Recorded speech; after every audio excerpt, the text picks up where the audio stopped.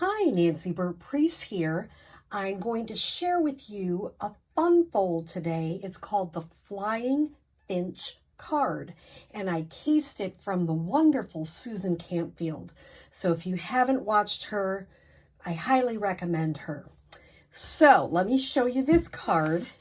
It has kind of a flying effect, and it folds up and fits into a regular envelope, which I love. And it's freestanding. You got to make it work, but there you go. So it's a fun one. I used it with the Irresistible Suite with that beautiful paper. So let me show you how to make this card. I will also make sure these are posted, but here's the directions. You can take a screenshot if you choose, and it is really not hard. I am using 2 pieces of 5.5 by 6.25. So on the long side, I scored each one 1.5, 2 3/4, 4 5/8. We'll talk about the X in a minute. With that same colored cardstock, I have a 3.5 by 5.5 piece. I have a 3 1/4 white piece. And the DSP in the middle is 3 by 5. I have 2 white pieces, 1 1/4 by 5.5. I embossed them with the Fern embossing folder. I have 2 DSPs for the flaps, the inside flaps, which we can't do right this minute. And these are 1 1/4 by 5.25. And I have one of the circles from the Stylish Shapes, not the biggest one, the next size. So let me show you how we're going to do this. So I have both of these. I did the same thing on both of them. She suggested, she had lots of names for hers. I'm going to make mine just a little bit simpler than hers seemed like almost confusing to me. She said you start with your 1.5 piece on the outside. So I'm not going to worry about the other ones, just the piece that measures 1.5 inches. And I'm going to have a mountain fold. And I just had my bone folder right here. And this is the mountain fold. Then I'm going to do a valley fold. And I'm going to use my bone folder. Then I'm going to do, this seems like going the wrong way, but I'm going to do another valley fold. So let me show you what it looks like. It looks like that. Looks wrong, but it is correct. Now I want that 1/2 inch. I'm measuring it to make sure which one it is, to make sure I got it right. Gosh, my score lines are hard to see. So this is the 1.5 piece. So I'm going to turn it so it's on the outside. I'm going to do this as a mountain fold. This is a valley fold.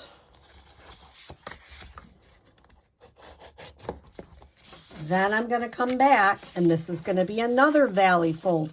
Valley is because it goes down. Mountain goes up, valley goes down. If you've never heard that before. And it looks like that, the opposite. So now I'm going to take these pieces. And it seems kind of confusing, but I have the 1.5 inch on the outside. Sorry, I just moved that around. 1.5 inch on the outside. These are the 2 pieces that are going to connect in the middle. I'm kind of flattening that out right now. So this is the 1.5 inch. This is the 1.5 inch. She suggested, and I thought it was a really great idea, put a little X. Those are your pieces that you're going to connect, and we'll do that in a minute. Here is one of her first suggestions, well, many of them, but she had a great idea to use a sticky note to hold them together. So I'm going to get them lined up as close as you can. And do that sticky note. Then she suggested, you can use liquid glue, not super close to the edge, but Make sure that you have it live a little bit on the top and the bottom, just so it's going to adhere. Okay, so I've got those. And then I'm going to take this piece that I have, oh my gosh, I got to measure it again. Outside one, 3.5 by 5.5. White, 3.25 by 5.25. Designer Series paper, which is 3 by 5. And I'm going to have to lay this flat.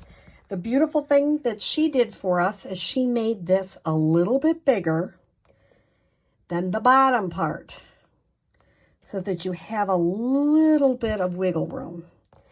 And I'm going to push that down. While I have these open, I'm going to use some more. And you notice I chose to use, you can use either side. The paper's double-sided. That's so beautiful. I decided to use some of this darker paper. This is really pretty peacock, but I think it's a kind of a pretty idea there. So this is the 1 inch by 5.25 piece. And she, if you look at her channel, she makes like 1,000,000 of one card. I am so impressed. I don't, but I wish I did. But I don't. I don't know. I'm like, oh, I'm on to the next card or something. I don't know. Then I'm going to take my embossed pieces. And, you know, you can decide which side you want to use. I'm going to kind of use this side. I usually add a little bit more adhesive to my embossed pieces because sometimes with the embossing, they struggle to stay adhered to your cardstock. And I like to make it crooked so I can show you that I'm going to take it up and move it around. I like to do that on camera. And you know what? I used to like worry about having that in. Now I leave it on because you know what? We all have problems with that. And we all have fun stamping. It should be a relaxing thing. We make mistakes. Well, as Missy would say, there's no mistakes in Stampin' Up, only opportunities. And I heard my granddaughter say something like there's no mistakes in art, almost only opportunities. And I was so happy because that's what we really want people to know, right? It should be fun. So it doesn't flap yet because I have to take the sticky note off the back. And now we have our fun Finch fold card. I wonder if you can say that 10 times. I don't think I can, but if you can, that's awesome. So now I'm using that Irresistible Blooms. And I'm going to use the thank you. I'm going to put it, oops, as it fell off here. Let's see if I can do it. I'm going to put that right there. And then I'm going to close my ink pad because I love to be dropping things in my ink pad. I don't know about you.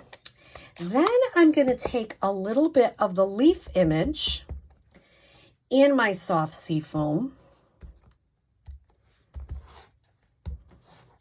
And I'm going to, if you're one of my customers, I'll have some of the different colors out. Like this is Pretty Peacock, but instead of Pretty Peacock, I'm going to use Lost Lagoon with one of our smaller blending brushes. And if you haven't used our blending brushes, oh, they're awesome. They're so awesome. So I'm just going to come around and just give some color to this pretty card, or this little, I don't know, thank you in the middle here. You could add all sorts of stuff. I feel like it's kind of a busy enough card that I don't really need to add too much. And you notice I kind of left the middle open. So what am I going to do now? Well, I love to do, which is pop it up. So I'm going to just add some pop dots to the middle and add that right to the front of my card. And then I'll show you the amazing finished product. It's very simple. It's really not as hard as it seems. Isn't that a pretty card? And then I love that it folds up and goes in a regular envelope. So I hope you enjoy this Flying Finch fold card. I really do challenge you to say that 20 times. And I hope you try it with different stamp sets and share them. That would be super fun. So Linked by Ink, I hope you have a great rest of your day.